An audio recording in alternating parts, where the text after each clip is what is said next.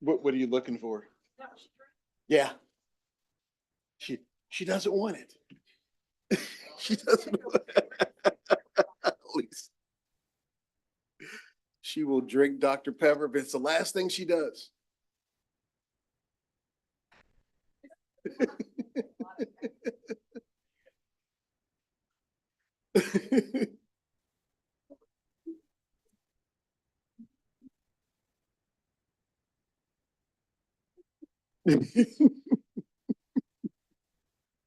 She was bound and determined to make sure you got a Dr. Pepper. A few doctors in here, they probably put it in as All right. We are ready to resume. The next item on our agenda, folks, is the Pledge of Allegiance. Well, for the Pledge of Allegiance this evening, we know this is Mr. Robbins's last meeting. Not sure if he wants to start us off, but Miss Abe, I see she's with Horace Mann. Can you join us for the pledge next to Mr. Robbins, please? She is not only with Horace Mann, but an active volunteer and supporter and cheerleader for Topeka Public Schools. Turn it over to you two. It's pretty perfect.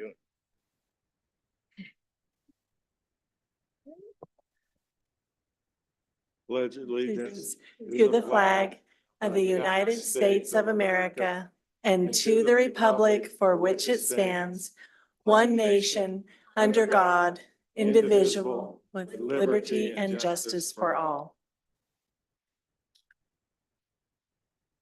Thank you.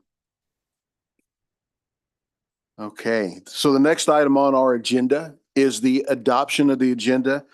And so we're looking for a motion to adopt the agenda. I move the board adopt the agenda as presented. Thank you, Dr. Schumacher. Do we have a second? Mrs. Bowley seconds. Any discussion on the motion? Okay, all right, we will go to vote.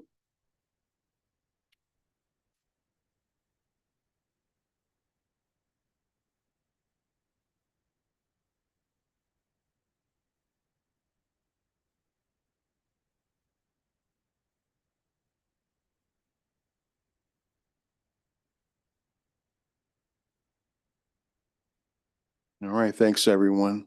Okay, for the next item on the agenda, Dr. Anderson, I'll turn it over to you for school highlights. All right. And you may have seen the pictures that were on the screen for those. I don't know that Mr. Robbins got a chance to catch that. We'll put it up briefly for just a second. But they were of Mr. Robbins and his 15 or year tenure. Is it 16 year or 15 year? 15-year tenure. This is his last meeting. So while we don't have official highlights this evening, we want to acknowledge our incredible deputy superintendent. With that acknowledgement, in a moment, I'll turn it over to board members who might want to make comments and give a small token of appreciation that Mr. Tatum has for you. And we have several operational staff members in the audience with us. So with that, I'm going to stop right there on the highlights and turn it over to our board to make any comments. And perhaps, Mr. Tatum, before I do that, well, we all kind of agreed that Mr. Minky's a bit long-winded, but I think I will yield the floor to Mr. Minky because that is probably one of not only the closest staff members to Mr. Robbins, but is one of the ones when I started, he was sharing he was most proud of having brought to the table because of the strength in our financial, where are you at, Mr. Minky? And our financial space. And he shared how much Mr. Minky has done for the district. And so perhaps he's the best person to say just a couple of comments. For those that are listening and that are watching the pictures, the presentation room has been dedicated to Mr. Robbins at TCalc. It's one of his favorite places. And if you go by there, you'll see a large plaque with a picture of his face in that space. Where he's been working with college prep students. For those that know Mr. Robbins, they know he likes cars. And so there's a gift with a car of flowers and roses to tell you to smell the roses as you retire. and drive one off. He is here through next Friday.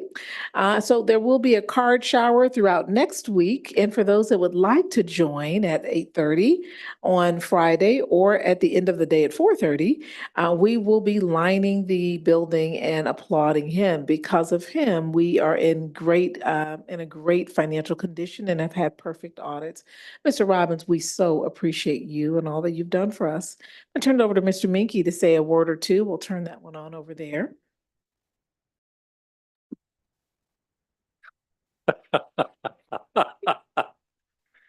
Well, I wasn't prepared, but there isn't enough time for me to tell you all the good things and the things that I respect about Larry Robbins. And I can tell you, we are cut out of the same cloth. And he and I have had that conversation multiple times.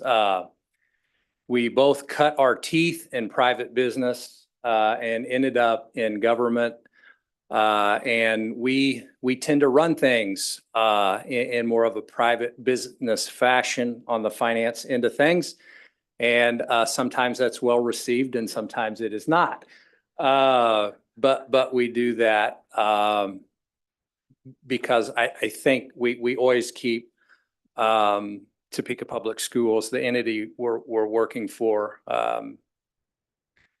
at heart and at the best interest. But I've had the opportunity in my career now going on almost 40 years to work for some pretty extraordinary folks, men, and I can count on one hand that group that I have the level of respect for Larry Robbins.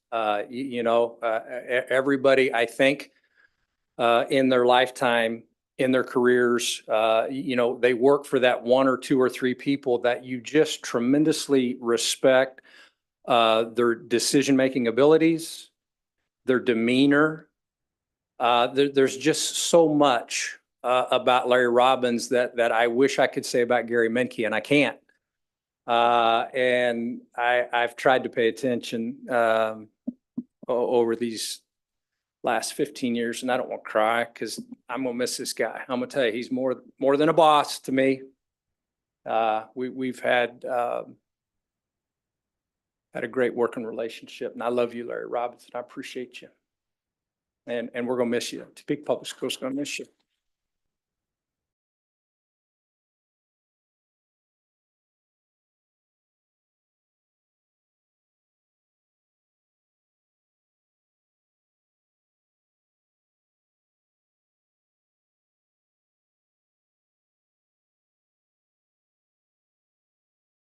I'm going to turn it over to our board for any comments or questions that you might have of our esteemed Deputy Superintendent. Well, I think that is a tough act for any of us to follow, but perhaps there are those board members that would like to give it a shot. Dr. Bonebreak. It's nice to have things to do, but nice not to have to do things. So enjoy. You are incomparable. I just wonder how many people it's going to take to fill your shoes. What are they, 13s?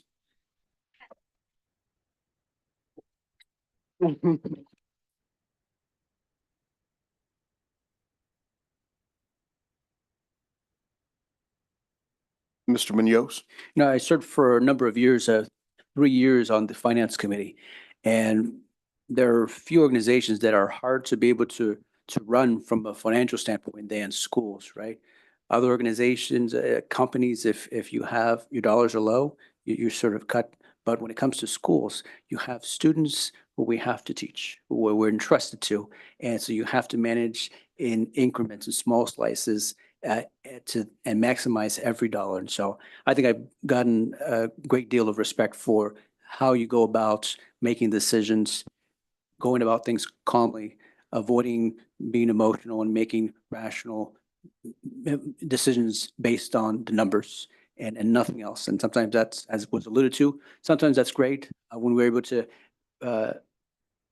have staff, paid at a rate that's, that as much as we can. And sometimes it's tough when we have to make some decisions that, that impact a lot of individuals in this organization, but always keeping students first in mind. And so I appreciate that. And thank you for leaving us in a superb place. Now comes the responsibility on us to sort of keep that going. So thank you very much. Appreciate you. Mrs. Boley. I saw you first, but it doesn't matter.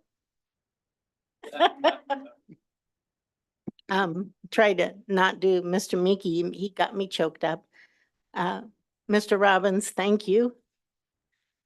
I looked at that video and I saw your footprint all over it in our district.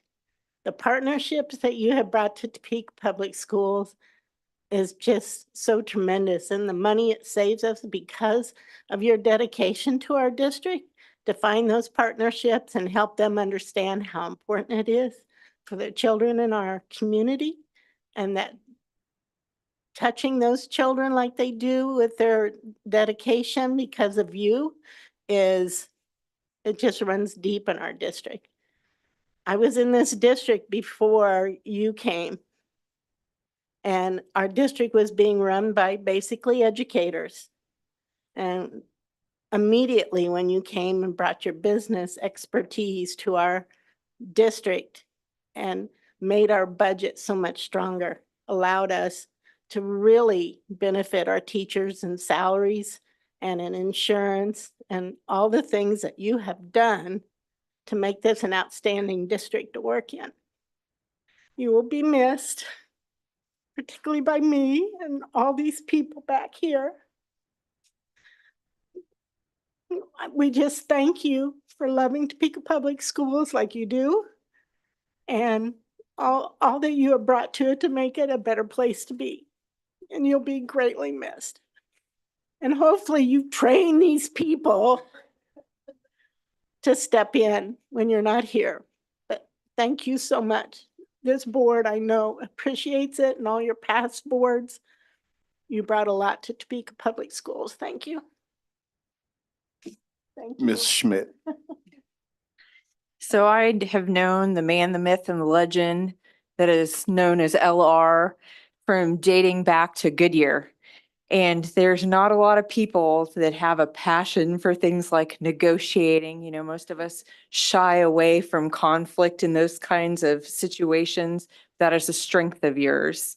And you know, once I got away from Goodyear, I was a site coordinator at Communities and Schools, and LR walked into the room. And it was funny because I'd met his little before I met the little's big.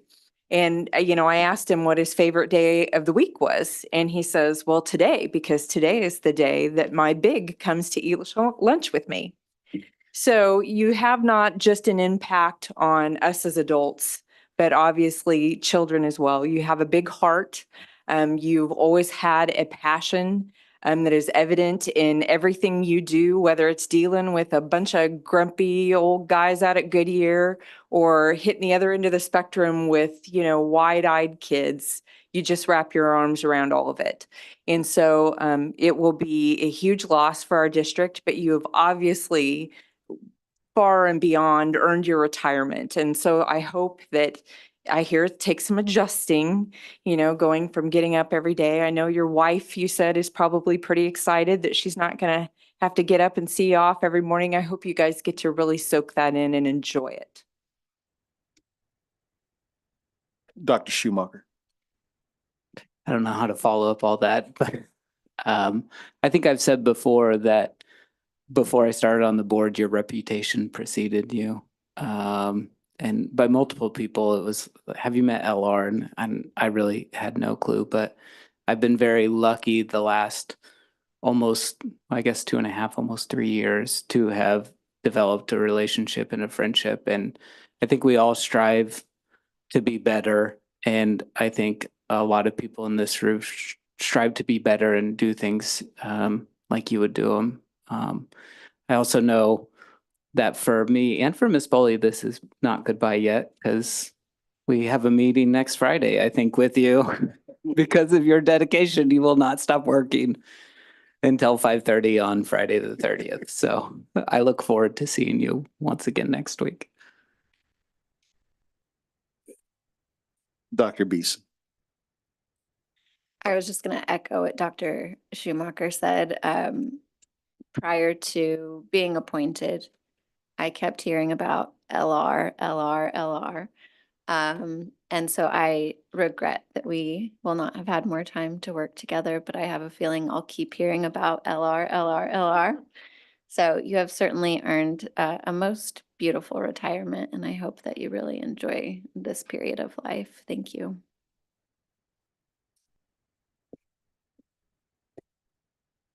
Well, ditto. I think I've said it before publicly, so I won't rehash all of it. But I have to say that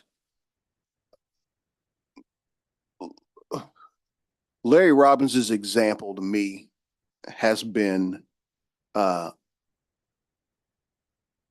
very very important in trying to think of the right word to describe it. LR, you are someone that is larger than life in a lot of ways, that a lot of people aspire to be like. And I've said before,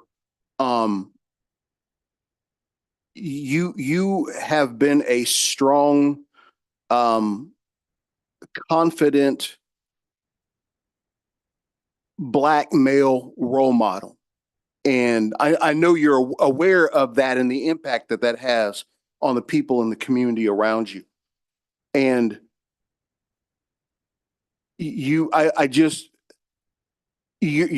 going to leave the everyday life of Topeka Public Schools with a void that's going to be very hard for us to fill.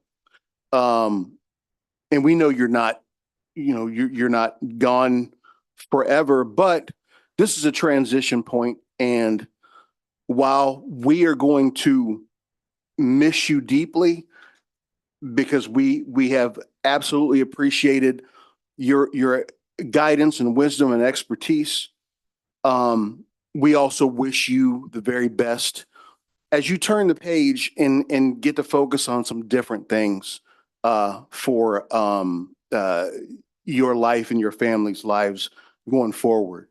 So all the best to you, and I hope this isn't the last time that we cross paths. Because you're a shining example, and we absolutely aspire. Many of us aspire to be like you in a lot of ways, and you have left that mark on TPS for a very long time. Congratulations in your retirement. And so this potted plant here is going home with you. It is our gift, the board's gift to you, just as a token of our esteem and our affection for you and for everything that you've done for us. So thank you again.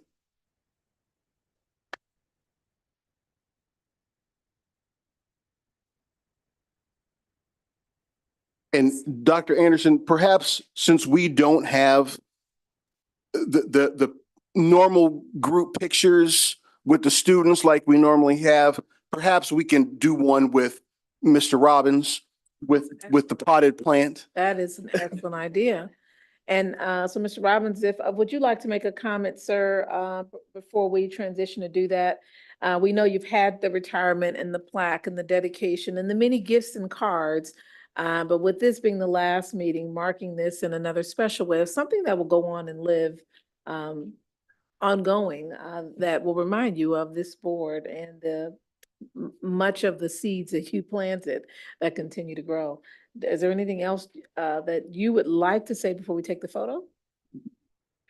Yes, Dr. Anderson, and I certainly appreciate the opportunity.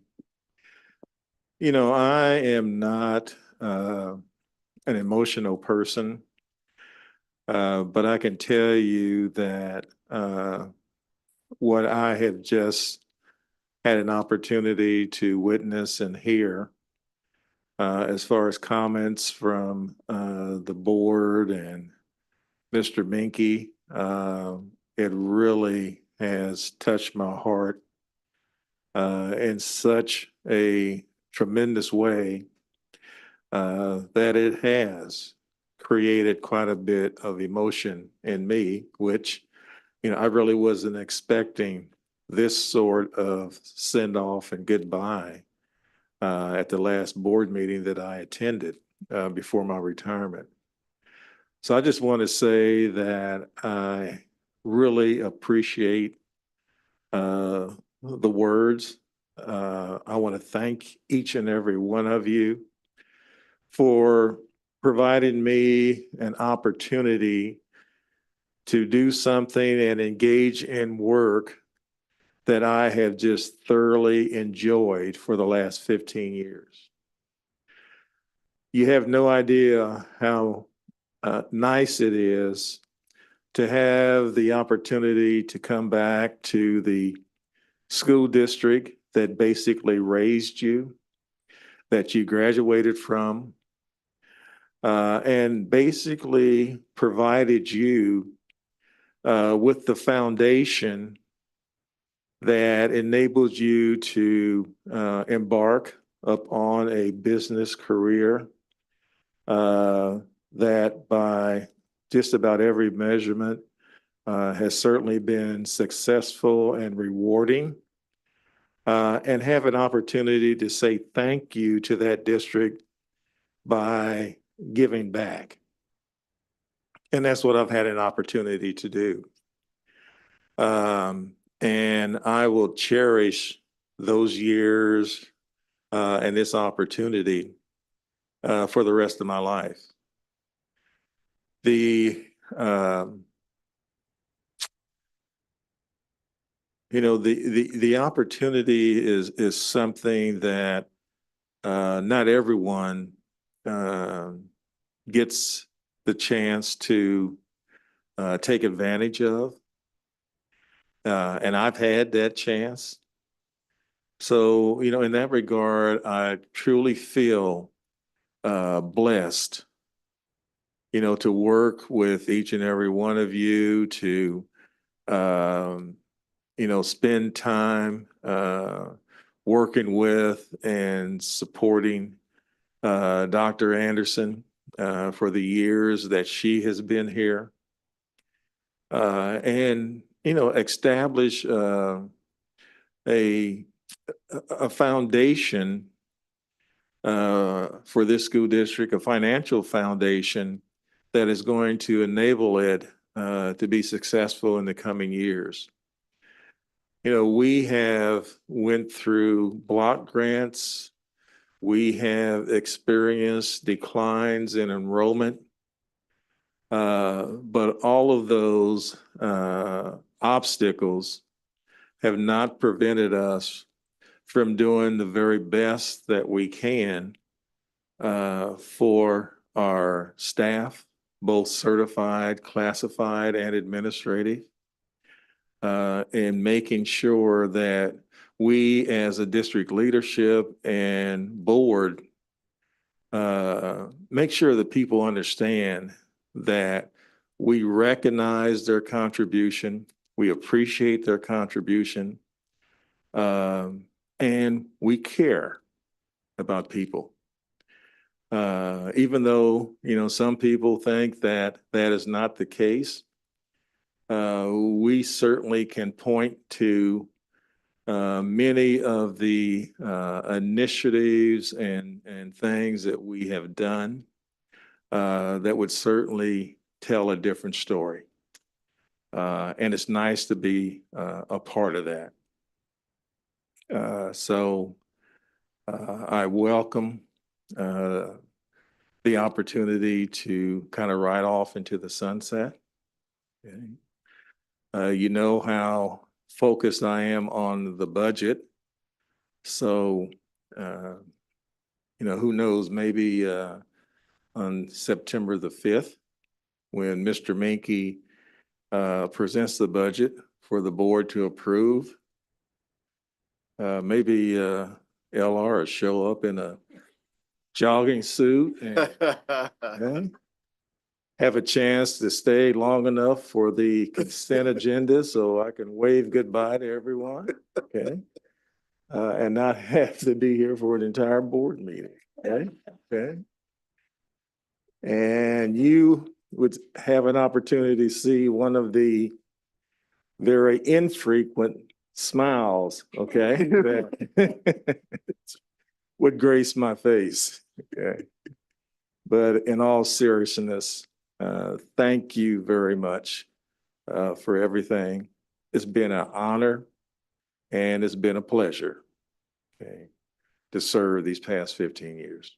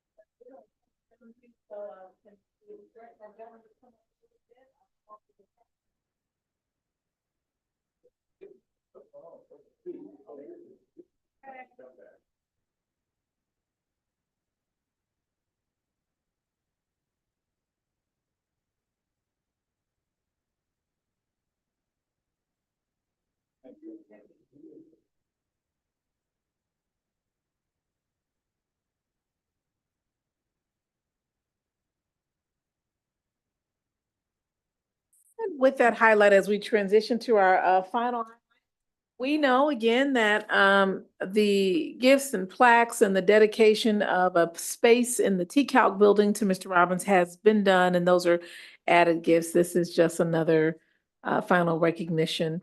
I don't think you all will be able to see him behind those plants that are there. All right, as we move on to our final highlight, it is so wonderful when young adults are honoring and acknowledging students. And we've had many community volunteers for our school supply, but this evening, can I call up the Kansas Young Republicans to please come forward, as they've been loving on Topeka Public Schools, and because of this group, students have had more supplies, and parents who've come up here to register have been given supplies, and we are so incredibly grateful. We're going to turn it over to them to share a little bit about what they've done this year for Topeka Public Schools. And we have a certificate to thank you for the supply drive that you've had and the gifts that you've given. But I'll first turn it over to you to share a little bit about what you've brought this evening.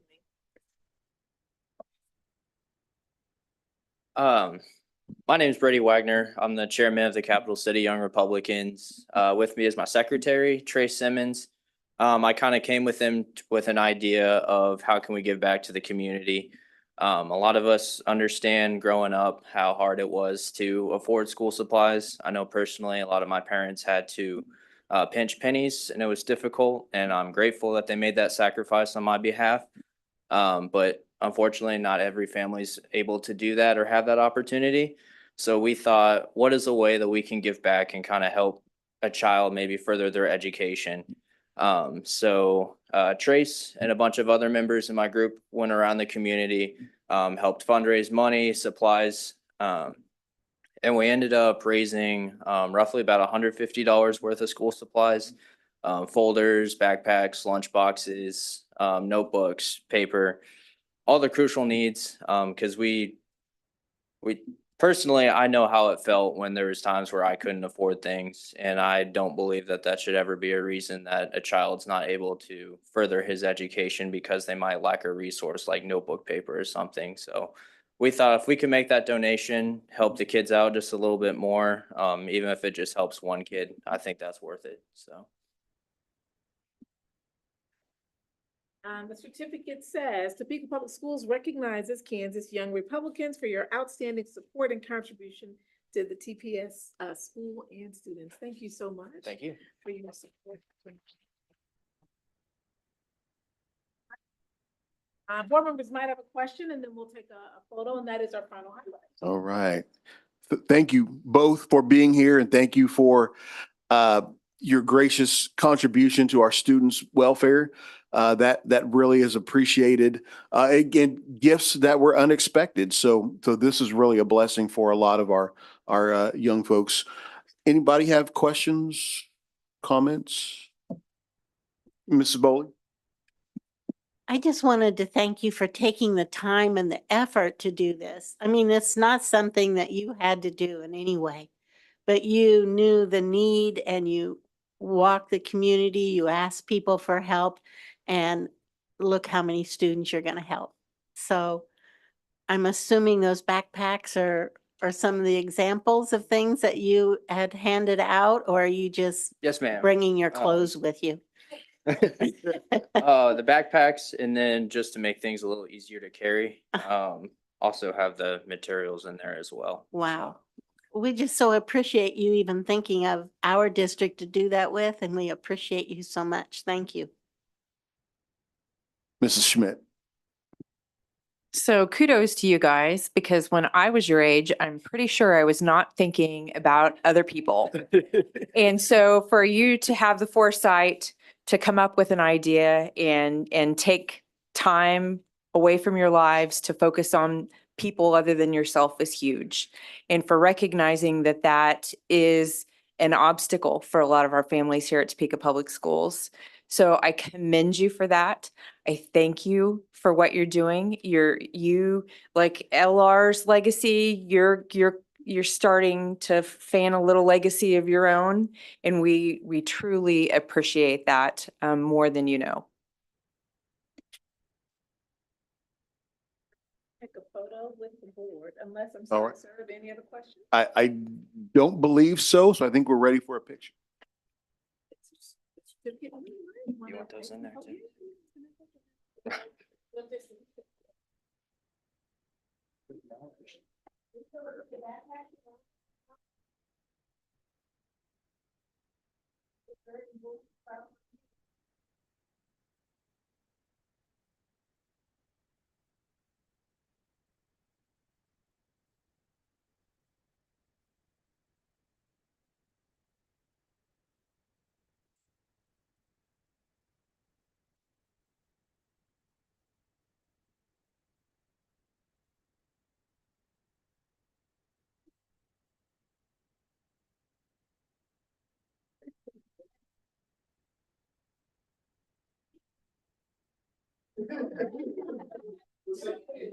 You know everybody up here.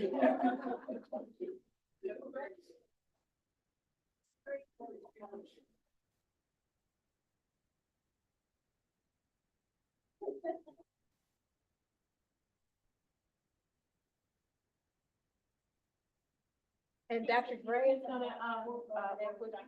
Gray right over here. Right here. Thank you, gentlemen. Absolutely.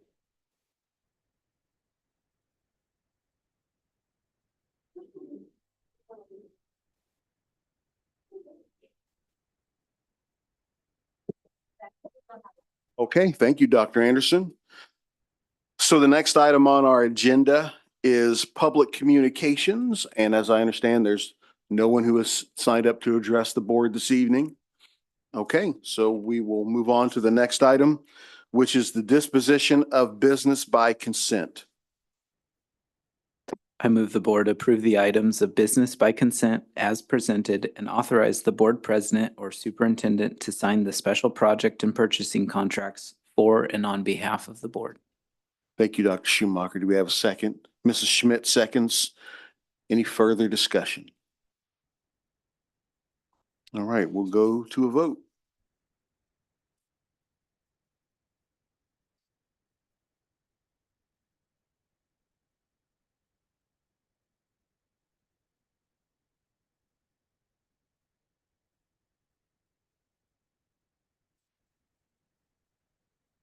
Okay, thank you so much. Looks like the next item on our agenda is discussion item 19.1. And that is having to do with the revenue neutral rate. And Mr. Minky or Ms. Whiteman, if you'd like to make a comment to guide the board on what they might do in this space, we'll turn it over to you so they move on to the next item. Okay, good evening. Tonight we're here step by step to request your permission to publish the Code 99 notice of hearing and the revenue neutral notice of hearing. Again, just to be very clear, tonight we're not asking you to adopt anything, just simply your permission to publish the Code 99 and the revenue neutral. So the Code 99 is notice of hearing of our budget, our 2025 budget. It sets the ceilings for all the budget authority within the appropriate funds, as well as the taxes that will be levied. The total mill levy and the taxes levied, if you remember a couple board meetings ago, we asked for your permission to send the Shawnee County Clerk our intent not to exceed an amount, and we're right at magic amount, 44.45. And so that would be the budget that we intend to adopt this evening. So at your tables, at everybody's desk, you have the actual document that will be published, the revenue neutral and the notice of hearing. This has to be a public document for 10 days. Both of these have to be public documents for 10 days, and we will publish them on our website as well, starting tomorrow with your permission. And then it'll be in the Topeka Metro News beginning on Monday as a public document. Then September 5th, we'll come back and have our revenue neutral hearing.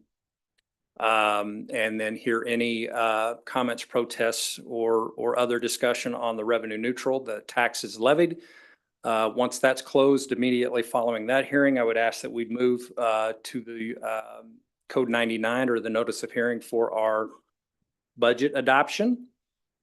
The same hearing any comments or discussion on that. And then we would ask for your permission to adopt the budget as presented on September 5th. So behind those documents that you have, the draft notice and the revenue neutral hearing, you'll notice even though we exceeded the revenue neutral rate, and I've explained this a couple of times, in a couple of funds, our supplemental general fund, our capital outlay, and a little bit in our bond and interest. Overall, we're going to collect about 1.5% total taxes, less than we did last year. We'll collect fewer taxes because that 20 mills general fund, that 20 mills is going to collect less tax dollars this year because the exemption was raised from $40,000 to $75,000 of first $75,000 of your property. So we will collect fewer taxes statewide, and that will statewide eventually help us reduce that budget surplus in the state coffers. So with that, we're going to ask you to give us permission to publish both of these documents. I've been providing, a lot of other budget data in your packet. There's a sources of revenue and proposed budget for 2025. The one thing I want to point out in that document is if you look at the 22-23, the 23-24, and then what we have budgeted for 24-25, those federal revenues are a shrinking portion of our budget, okay? Because those ESSER dollars are going away. In 2023, those federal dollars were about 24% of our expenditures. Last year, those federal dollars were about 20%. And this year, this budget cycle, budget authority, they'll be about 14% of our overall budget authority. So those federal dollars, as our ESSER dollars or COVID era dollars wind down, we'll settle back into what I would say, is our normal federal dollars in those child nutrition programs, our title programs, our Head Start program. So the federal share of our overall budget is shrinking. Okay. Behind that, the enrollment information, again, information that you've seen, but just when we're building the macro or the aggregate budget for the district, right? Want to keep our eye on that enrollment because that's important, right? We get paid, we get funded by FTE, and Topeka Public Schools has had a history, of declining enrollment. So even though that state aid per pupil is increasing, and that's a good thing, combine that with our declining enrollment, and we just don't get the bang for the buck, right, in that budget. So that's something we're going to want to keep our eye on, not only this budget cycle, but the upcoming. I had left a couple meetings ago with you an article, the NPR, and they did a piece on statewide projections for enrollment for public schools, running out to about 2030 or 2031, I think it was, and expectations of about 7% decline statewide in enrollment for our public schools. So we want to keep an eye on that. The mill rate by fund, again, the 5 funds that we levy, the general fund, the supplemental general, the capital outlay, our special liability, and our bond and interest. You can see that we've had a fairly steady decline in that overall mill rate, landing this year at that 44.45. So again, trying to be good stewards of those public dollars, at the same time funding the budget that we need to keep our buildings healthy and high quality staff. I can tell you the next set of data, the assessed valuations, right? Everybody understands. You got your tax statements. You all live here in the district, so congratulations. So do I. Got your tax statements. Your assessed values went up. I'm sure they did. I shared with you a notice of proposed property tax increase on an unknown property that I happen to live in about 5 blocks away from here. Overall, my property tax on my home, my value went up, appraised value went up about 6%. My overall tax bill is going to go down about $27 on a $171,000 house. So we're trying to be fair. Yours didn't. So I apologize for that, but I promise you I'm going to spend your dollars really wisely, Miss Bowley. Yeah. Total debt, if you look at that total debt to assessed valuation as declined, we continue paying off our bonds. Another thing I'm very proud of, our work with Deputy Superintendent and I on that 2014 bond election, the work we did on that bond, but we also refinanced that bond package 3 times and lowered that debt. We're going to pay it off 5 years earlier. And wanted to share with you tonight, we just ended up with our biannual review of our Fitch ratings, and they confirmed our AA status, which is the second highest status you can get in the Fitch bond ratings, which denotes expectations of a very low default risk, indicate very strong capacity for payment of financial commitments, and finances are not significantly vulnerable to foreseeable events. So I think that says something for Topeka Public Schools and our bond rating. So I wanted to share that with you. I think that's important. With that, I would ask that you would allow us to go ahead and make the revenue neutral notice and the Code 99 a public document starting tomorrow. We'll put it on our website, and then Monday it'll be in that Topeka Metro News. And then again, the follow-up will be on September 5th. We'll take the final steps to adopting this budget, and that'll be the 2 hearings. And then we'll ask you to pass a couple of resolutions that night. So you'll be asked to pass a resolution. It's going to be a roll call vote on that revenue neutral. It's just part of the law that was passed 3 or 4 years ago. And then we'll also ask you to pass a resolution on what percentage we're adopting on our LOB or supplemental general, which will be about 30% of our general fund budget this year. So with that, the granting permission to publish, are there any other further discussion from the board or questions? Mr. Mickey still has the budget to go to. So if you have questions about the budget itself, there's still a budget item on this agenda under superintendent's report. But any comments? Questions for Mr. Minky on what he has just discussed about the revenue neutral rate process? Okay. Doesn't seem to be any. All right, thank you, Mr. Minky, and Okay. stay close because now we have down the budget and the needs assessment. I would ask since we do have guests here from the city of Topeka, and they're on our agenda tonight this evening, so that we are allowing them to go ahead and come up and speak, and to free them up, if I may, sir, go to the city of Topeka revitalization plan updates. Good I'd like idea. You to then have Mr. Minky come back and join us and walk us, him and Ms. Kramer, through the budget and needs assessment. City of Topeka partners, welcome, and we're glad to have you here, sir.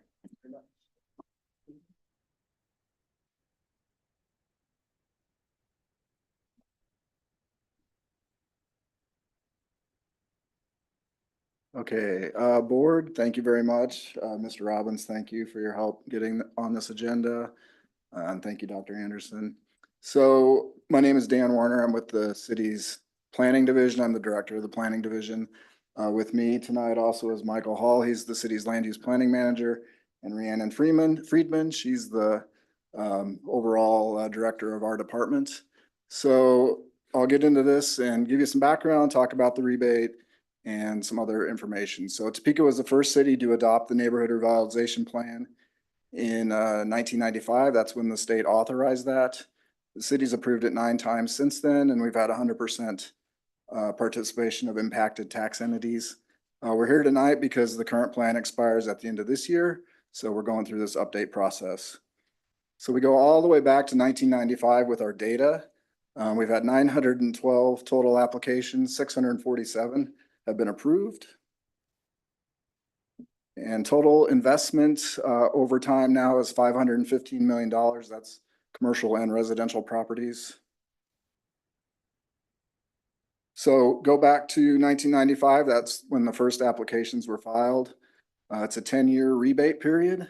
So the first applications to come off the rebate was in 2006. So those first years, that tax money was no longer going back to the property owner, it was staying with the tax entity. So between 2006 and 2023, all taxing units have realized 34 million in new tax revenue, and USD 501, $12 million.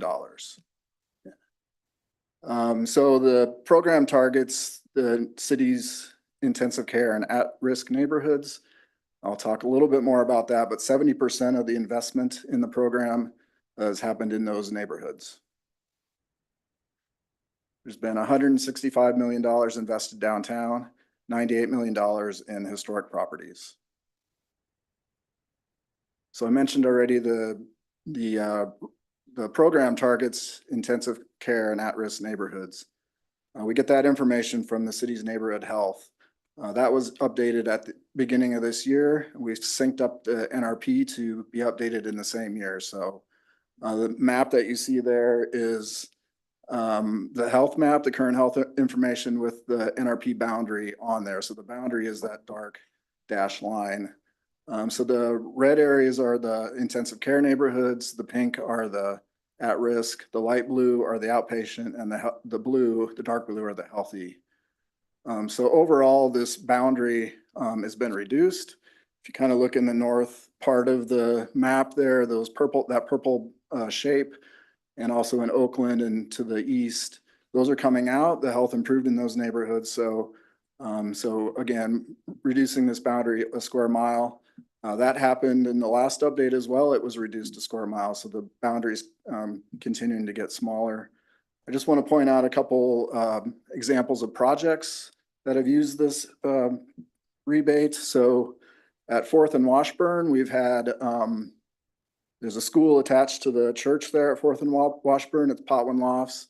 So the significant investment to convert that to residential units used this program. And then also we've had a number of new homes constructed in some neighborhoods. So let's talk about the rebates real quick. So if you improve your property value, if you make improvements to your property and your value increases 10% for residential or 20% for commercial or industrial, then you're eligible to be returned that extra property tax caused by your improvements. Kind of an easy way to think about this, if you're paying $100 in taxes now and your improvements cause your taxes to go up $100, it's that $100 increment that's eligible for the rebate. Those base property taxes are not part of the rebate. So there's three rebate types. There's a standard, which is 95% for 5 years and 50% for 5 years. Standard plus 10 is 95% for 10 years. That's eligible in intensive care neighborhoods, historic properties, and any new housing unit.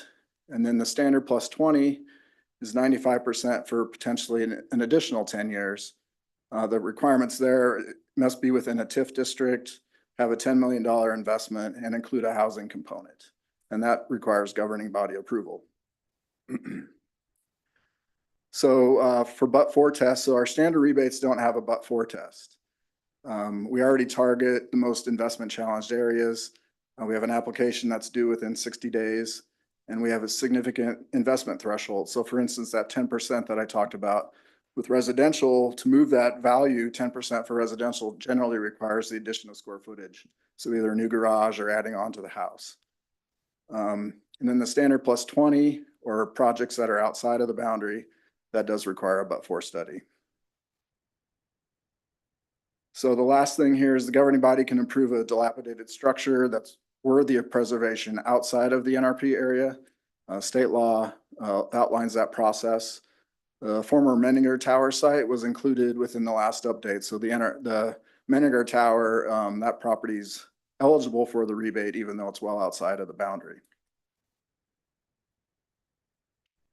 So we're meeting with all taxing entities. That's what we're here to do tonight. And then sometime in the next couple months, the city will hold a public hearing. And if they adopt the plan, the city will ask the tax entities to authorize an interlocal agreement by the end of the year. So with that, I'll be happy to answer any questions. Dr. Beeson. I'm just curious, what qualifies a property as historic? So there's really three ways. So the property can be it's listed on the national or state register. It could be within a historic district, a listed historic district. And also we have a local landmark program. So it could be listed as a local landmark and be eligible as well. Mrs. Bowley. So the slide you just took us through is your new plan that you're pushing forward, or is what you've already done and accomplished? So this is the new plan. Primarily what's changing is the boundary. Most of everything else in that document is really staying the same, no big changes. So it's that boundary and it's getting. I think that's where I got confused. Right. So it's shrinking of the boundaries of the most intense areas.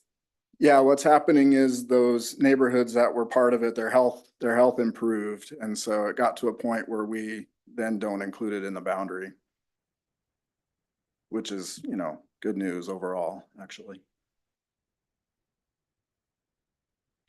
I'm curious about what the but-for test is and what would be an example of a but-for situation. So if we had for instance, the standard plus 20, they're going to have to make a case that they need the program, like they need those extra 10 years financially to make the project work. But for this this rebate, we couldn't do the project basically. So, and we don't do that for our just standard projects. We don't have that. Okay. Questions, comments from anyone else? Mr. Medios? You know, I'm interested in this new tax revenue, that the slide where it shows that there's been 34 million more dollars brought in, is that right? And in our sort of part of that is 12 million, is that right? Right. So maybe to explain that again, so the first applications were 1995. So and it's a 10-year rebate. So in 2006, the 1995 projects, the county was no longer sending them a rebate check. So that rebate was coming back to the tax entities. So we've just added it up. There's a little more every year up until 2023 is the last time we calced it. So that's essentially, you know, when we approve these rebates, you're deferring that improvement tax for 10 years, basically. So now you're getting it after the 10 years is up. So, yeah, that's 34 million and your share is 12.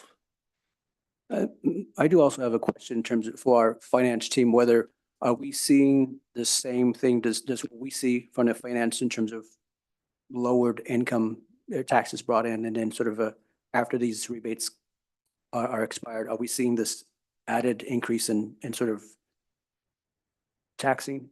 Help me out here. Are we seeing the same thing on our finance side that the city estimates we should see? I just want to make sure that.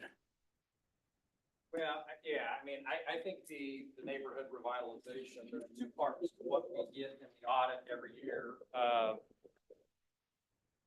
Right, in this, in the audit section, levied but not distributed, right? Taxes not distributed. And for Topeka Public Schools, that has ranged in the last 5 years from around $1 million. And it's slowly gone down. I think last year, if you look at the 23 audit, that was about $700,000 that was levied and not distributed. But it's not just the IRA rebates. We also have IRBs and the tax increment financing that impacts us as well.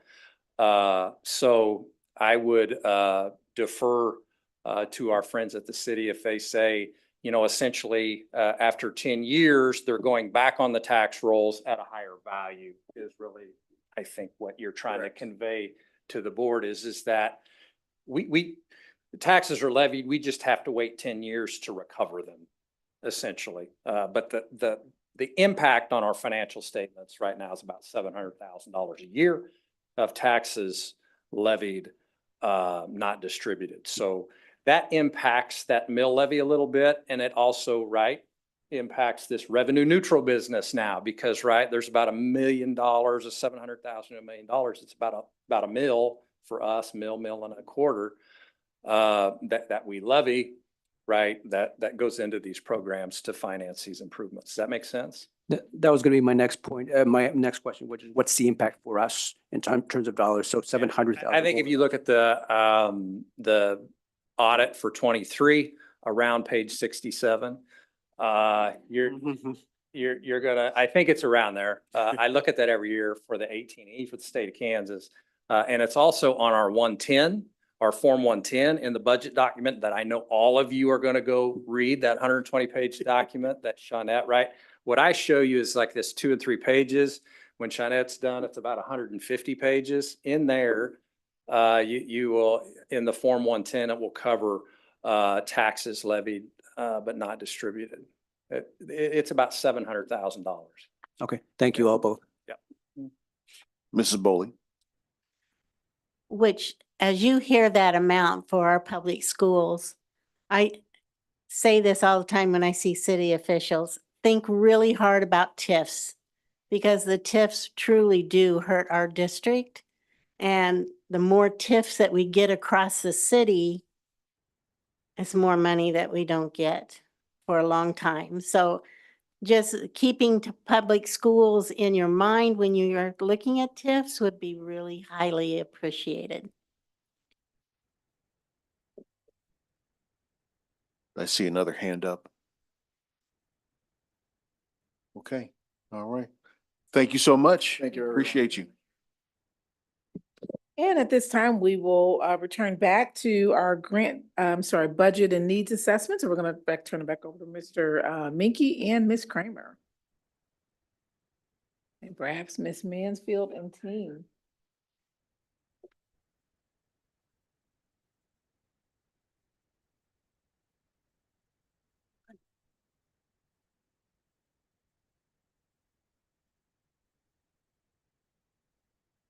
I hope you've had an opportunity to take a peek at the needs assessment. I visited with the Finance Council last week and a little bit closer. Okay.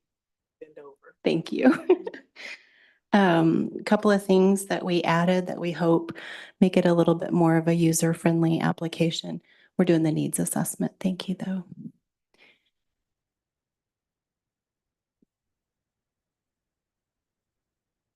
Okay. All right, so we added on the front page, so the page that you will actually sign when the budget is all published and approved, we added the per pupil spending and the CAP scores, because that's really, the biggest purpose of this document is making sure that we're keeping those things in mind as we are publishing our budget and creating our budget, that we're truly taking into account the needs of our students. I also added, I reference in the needs assessment, the special needs assessment, and that is something that Dr. Kipp actually developed. And it's a way for us to keep an eye in our district about our most vulnerable population of students. And so it's a ranked form. So I thought that might be helpful for you as you're kind of pondering the budget. And then I included a couple of examples from Dr. Harrington about how she makes sure that we are equitable with our special ed support. I had an opportunity this week to go into an IIC room and do some observations on a student who's struggling, and I got to be reminded of that. So there were lots of supports for lots of students who were needing that support. So I just wonder if you have any questions about the needs assessment.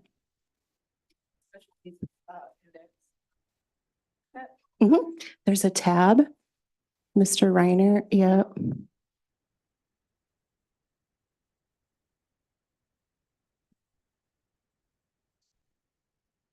Thank you, Mr. Williams. I cannot see that from here.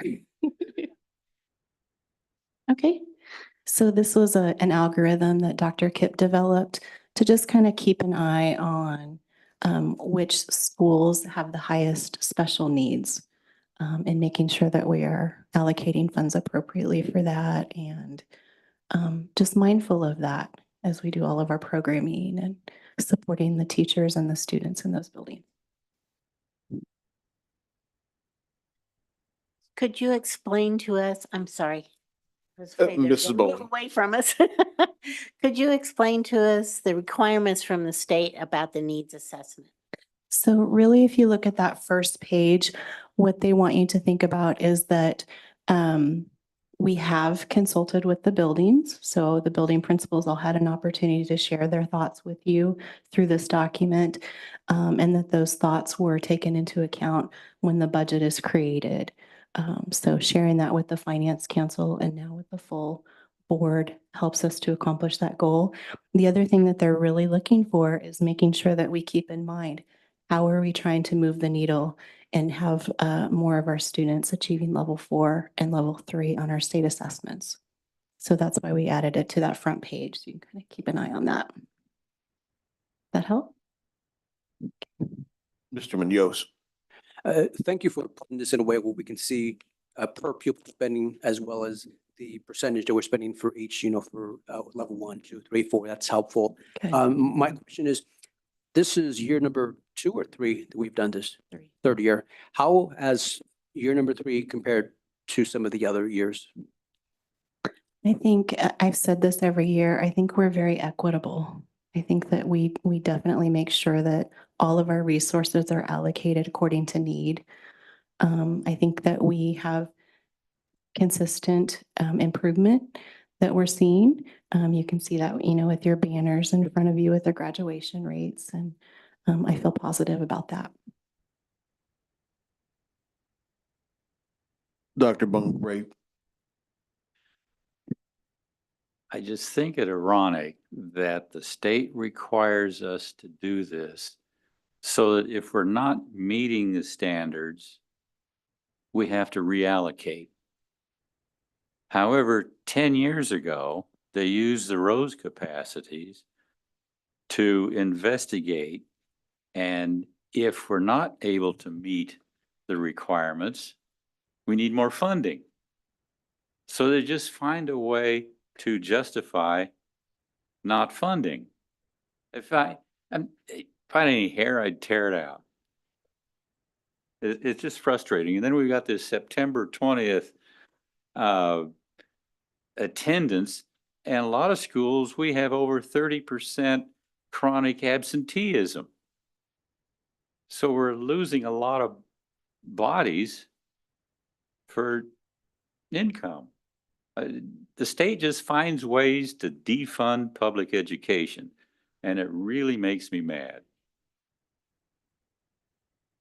Still have the budget portion of this needs assessment. So unless there are more questions about the needs assessment, we're going to turn it over to Mr. Minky to go through the budget, and Ms. Kramer will stay close, I believe, if there are other items for Mr. Minky, and so that you can continue the discussion this evening. Yeah, I don't see any questions or comments from the board, so please continue.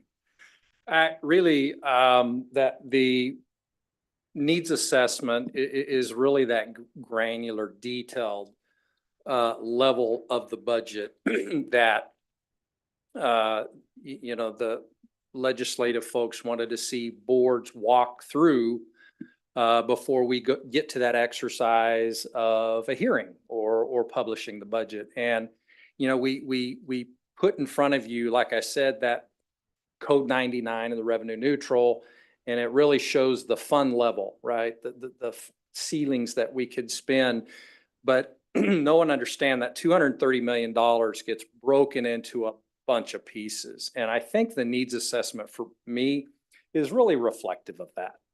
It really is. And the thing that I really appreciate that Ms. Kramer has done is she's incorporated our per pupil spending at the building level with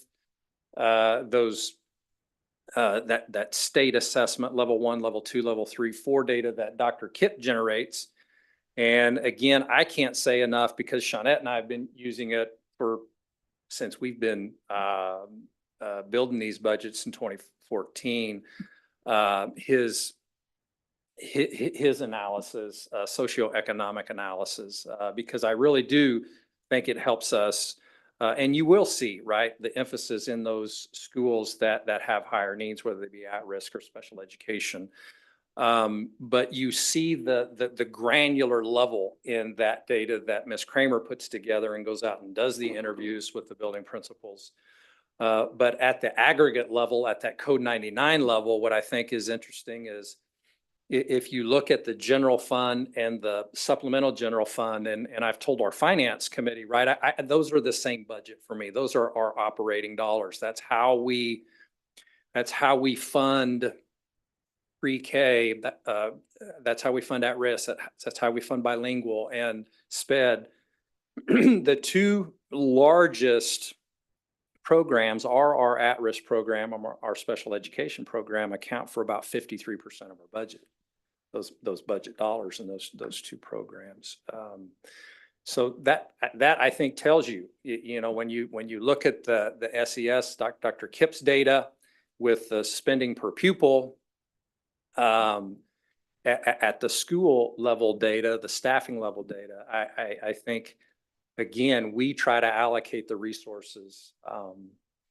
And it's the common economic problem, right? We have scarcity of resources, but we try to aim them at the right targets. And that's what the needs assessment for you is really that granular level. But you're going to adopt an aggregate budget on that Code 99. Does that make sense?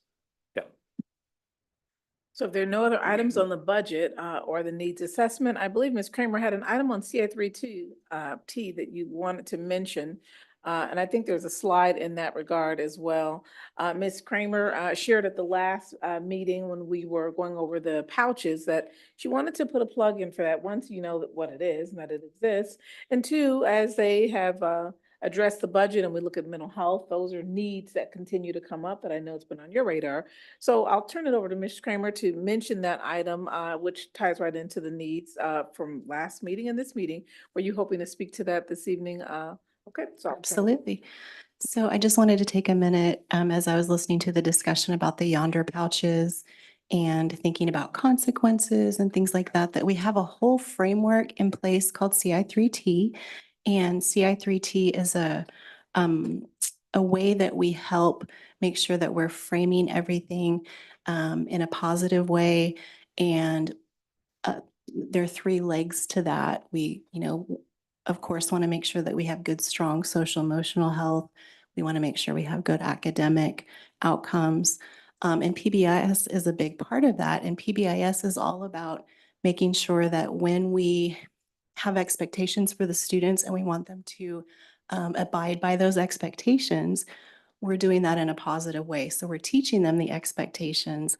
We're reinforcing when they are meeting those expectations.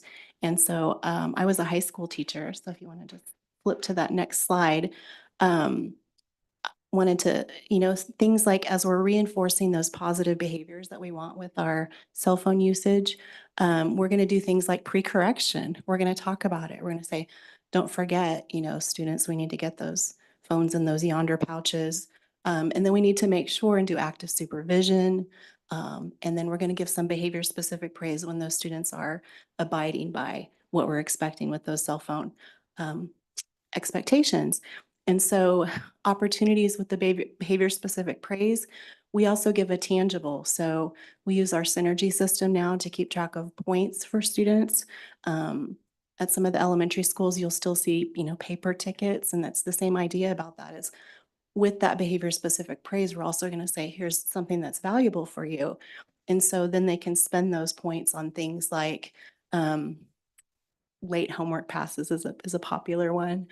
When I was a high school teacher, there's something about the rolly chair, that the teacher has. So that's a privilege you can buy with your points. Changing seats. My niece just started at Topeka West as a freshman and she's like, ugh, there are seating arrangements in like 3 of my classes. So an opportunity to choose where you sit is important to some students.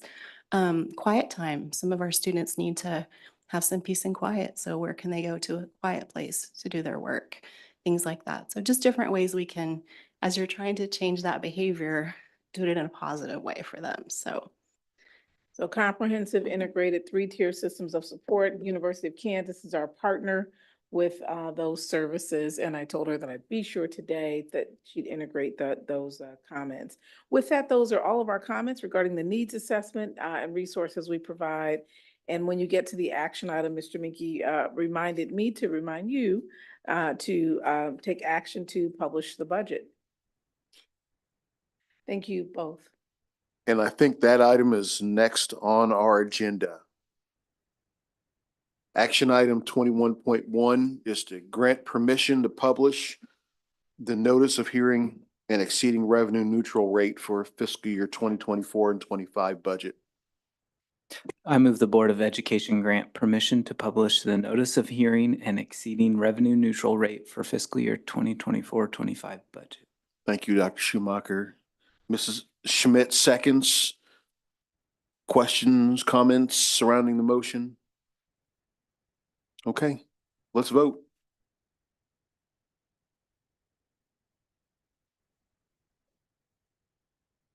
Agenda in the wrong categories, so if you raise your hand.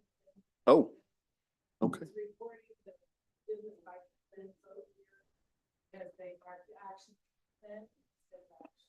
I see. Okay, so all in favor of the motion, raise your right hand. Okay. Thank you. Thank you. Any opposed, same sign? Okay, not seeing any opposition, the motion passes unanimously. Okay, all right. Thank you, Mrs. Lister, for keeping us on track. Action item 21.2 also needs a motion to approve. I move to approve the Personnel ECD Policy 2945 as presented tonight and discussed at the last meeting. All right. Dr. Bomer, you're seconding. I thought you had a question. Does any member have a question, Mrs. Bowley? I was just wondering if our policy committee has researched any other policy that this one will affect? And if not, maybe do a little research on that. I don't know if it'll affect another policy, but just wondering.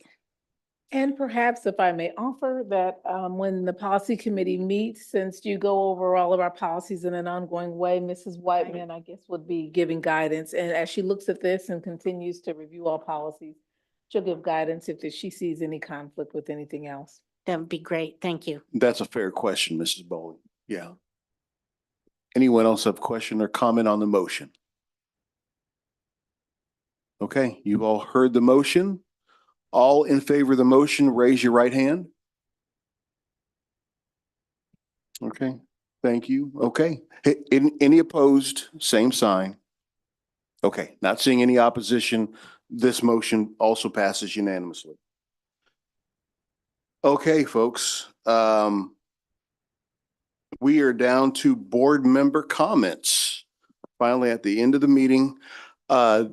Bonebreak, let's start with you.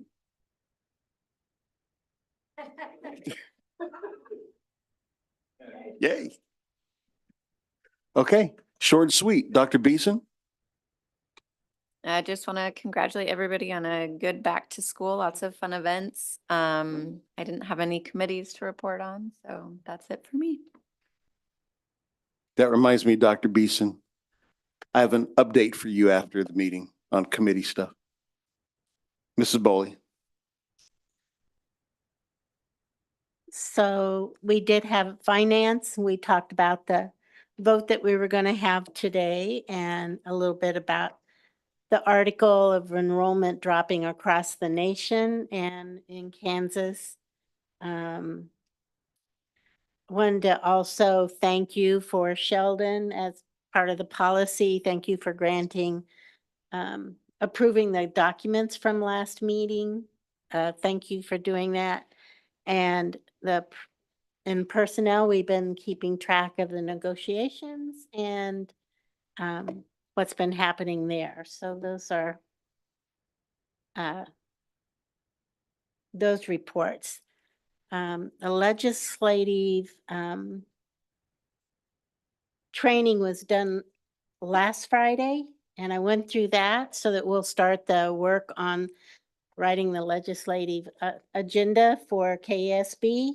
We meet this Saturday to create that document, and then the week after that, we'll, and I'm a representative in Region 2. I'll be going to Peoria to listen to superintendent and board members there to add anything to the document as we continue to draft it. So if anybody is interested in going to Peoria, it's a lunch meeting at 11:30 at their district board building. Not in Illinois, no. That's what I thought too. Yeah, no, here. No, I don't get a trip out of this except for I get to drive clear over there.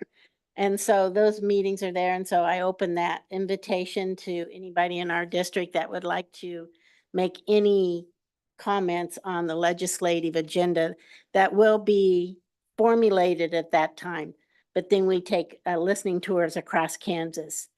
I don't think this has happened yet, so I just wanted to thank all of our summer food program workers that got food out to our students when they weren't in our building. So I really wanted to thank them for all their efforts. Also thank our staff that had storm damage and had to figure out how to get school up and running when they had no power and they had damage to their building. So I think the damage to the buildings was very small, but the power piece was a big one. And that happy beginning to schools where I saw staff outside cheering our students on, that was just so beautiful, and the smiles. I had the privilege to be at Quincy and every student got out of their car saw that cheerleading piece in the rain and the smiles that came out on the students. They were just so happy to be back, and that's just the way we want them to be. And a thank you to Whitson. I got to talk or listen to actual astronauts on the space station. We had Mrs. Barb Wright spend a whole year putting this program together to show students what kind of careers they can have in space and space exploration. And our students were able to ask questions, and they were so professional. And the way they asked the questions and presented themselves, Whitson has a lot to be proud of. And I just thank all that staff for putting that together and inviting us to be able to be part of that. It was very exciting. So still got my button. Thank you. Mrs. Schmidt. I missed Monday's policy meeting, so I'll let you guys fill in on that piece. I haven't had any other committees meet since last meeting, but I just want to welcome everybody back. First day of school is always fun. I loved school, so I get all the happy feelings, and it's fun to go be a part of that and see everybody as they walk in. The high schoolers were a little less enthused. Getting up early again was just not in their wheelhouse. But the young kids over at Highland Park Central, they were all excited and happy to be back. So that was really fun. Mr. Munoz. We did have a policy committee. We reviewed various policies in our list of what we have, but nothing major, and we'll review it again and bring you another update at our next meeting. As far as personal sort of comments, I did visit Chase and Topeka High, and I think my observations mirror Mrs. Schmidt in terms of enthusiasm, but that's okay. We're just beginning. I do want to say a thank you to all of our teachers who had back to school sort of a meet the parents sort of nights. It's important to build relationships, both with students, but also with parents, because we're all a team, right? And so for teachers to take additional time out of their day to be able to connect with parents, to talk about how their students are going so far, even though it's been such a short amount of time, is important, because when you have those strong relationships, we can communicate openly and wrap around our students. That's what makes help our students be successful. So thank you all for that. And that's my report. Dr. Schumacher. I don't, we haven't had any committee since last time. Technology committee will have next week. I appreciate Ms. Boley for touching on the NASA piece and attending. One of those Whitson Warriors are pretty important to the Schumachers, so we were very excited about that. And I would also echo, with having a kid at Meadows, that was one of the neighborhoods that was affected last Friday. I think it was last Friday. And even getting those kids to school, even 2 hours later, was a monumental feat. And still, like as of today, I went and picked up my youngest today. There's still a lot of obstacles. So I appreciate the staff and I appreciate the families continuing to work hard. And hopefully things will continue to get easier. And then I'd agree with Mr. Munoz, the support for parents. And I think as we progress on the school year, trying to figure out other ways to support parents and connect with parents, because we know that the success of our students is here, but it's at home too. And so I appreciate starting off on a good foot. That's all I have. All right, great comments from everyone. Even though Dr. Bonebreak took a pass on his. I don't have much more than that. I really enjoyed the first day of school kinds of welcoming the kids back activities.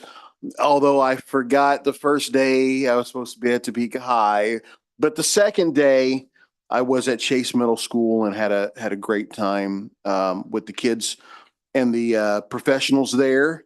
So that was a really cool experience.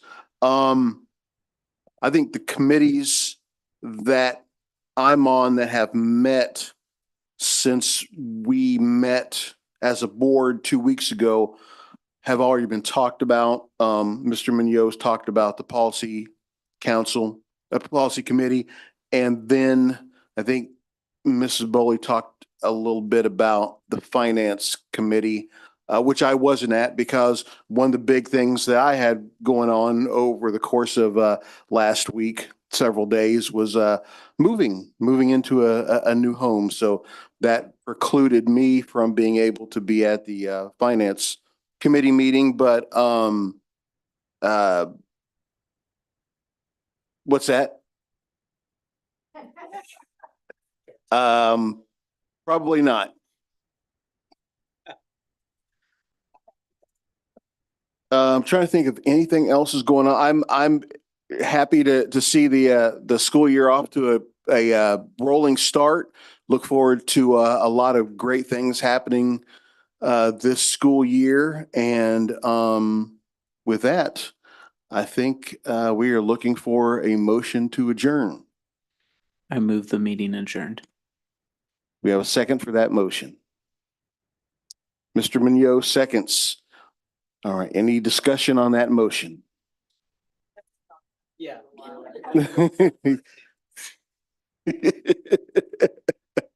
All right, everybody.